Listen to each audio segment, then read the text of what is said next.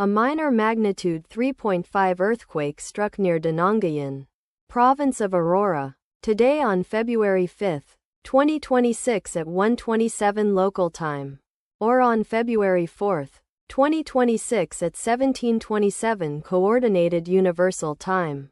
As reported by the EMSC on its website, the earthquake was located at a shallow depth of 12.0 kilometers below the surface, at coordinates latitude 15.71 and longitude 122.01.